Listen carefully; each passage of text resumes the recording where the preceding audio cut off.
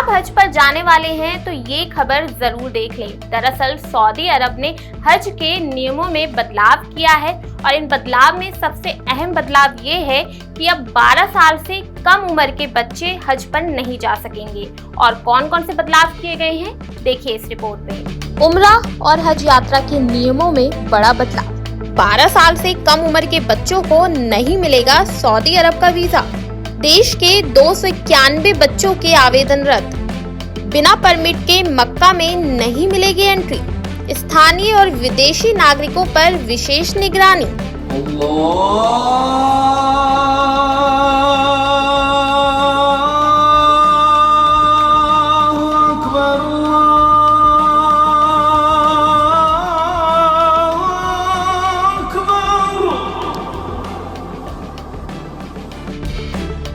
क्या है नए नियम? सऊदी के गृह मंत्रालय ने हज से पहले उम्रा करने वालों के लिए तारीखें तय कर दी गई हैं। मंत्रालय ने मक्का में एंट्री और बाहर निकलने की तारीखें घोषित कर दी हैं। 13 अप्रैल तक उम्रा करने वाले सऊदी अरब में एंट्री ले सकते हैं। उनको 29 अप्रैल तक वापसी करनी होगी। वहीं मक्का में 23 अप्रैल 2025 से एंट्री के लिए सख्त नियम लागू होंगे और बिना परमिट के जाने वालों को वापस भेज दिया जाएगा। हर साल लाखों की तादाद में तीर्थ यात्री हज के लिए सऊदी अरब जाते हैं। इस मौके पर कई लोग अपने छोटे छोटे बच्चों को भी लेकर जाते हैं, लेकिन इस बार ऐसा करने की इजाजत नहीं दी गई है। 12 साल से कम आयु वाले बच्चों की हज यात्रा पर रोक लगा दी है। इसका मतलब ये हुआ कि अब 12 साल तक के बच्चे अपने माता पिता के साथ हज पर नहीं जा पाएंगे। सऊदी सरकार के इसी फैसले के तहत भारत से हज के लिए आवेदन करने वाले 291 बच्चों को अनुमति नहीं दी गई है। वहीं सऊदी सरकार ने कहा है कि 23 अप्रैल से मक्का में आने जाने पर कड़ी निगरानी शुरू की जाएगी। मक्का में एंट्री करने के लिए काम करने का परमिट, मक्का का पहचान पत्र या हज का परमिट दिखाना जरूरी होगा। इनके अलावा किसी को एंट्री नहीं मिलेगी। सऊदी अरब में रहने वाले विदेशी नागरिक जो मक्का में नहीं रहते हैं, उन्हें भी मक्का में आने के लिए परमिट लेना होगा। टूरिस्ट वीजा पर आए विदेशियों या देश के दूसरे हिस्से से आए लोगों को बिना रजिस्ट्रेशन हज में शामिल होने से रोकने के लिए ये नियम बनाए गए हैं। इसके अलावा जिनके पास हज वीजा नहीं है, उन्हें 29 अप्रैल से मक्का में आने या रहने की अनुमति नहीं दी जाएगी।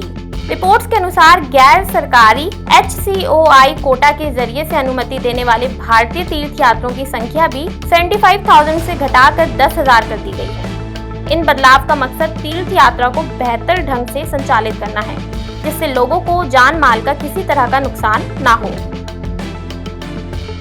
इंसान सारी जिंदगी पूंजी जमा करता है कि वो ज़ियारत कर सके, काबा देख सके, उसके ऊपर वहाँ दुआ मांग सके, नबी करीम सल्लल्लाहु अलैहि वसल्लम की तुरबत पे जा सके। ये उसकी तमन्ना होती है और उसको पूरा करने के लिए वो सारी ज़िंदगी जमा करता है और फिर अल्लाह की मेहरबानी से वहाँ जाता है।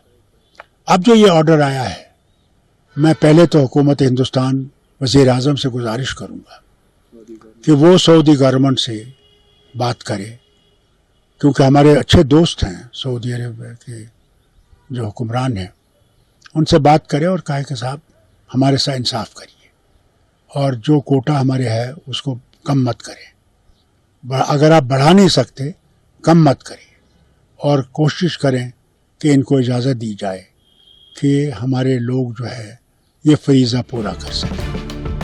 साथ ही ये भी बता दें कि अभी तक 70 साल से ज्यादा उम्र के तीर्थ यात्रियों को एक साथ ही लाने की अनुमति थी। नए नियमों में ये आयु सीमा को घटाकर 65 वर्ष कर दी गई है। बता दें, हज 2024 में भारी भीड़ और हीट वेव के चलते कई लोगों की मौत हो गई थी, जिसके चलते सऊदी अरब गवर्नमेंट ने ये फैसला लिया है। तो इन नियमों का जरूर ध्यान रखें और अपने हज और उम्रा की यात्रा करें।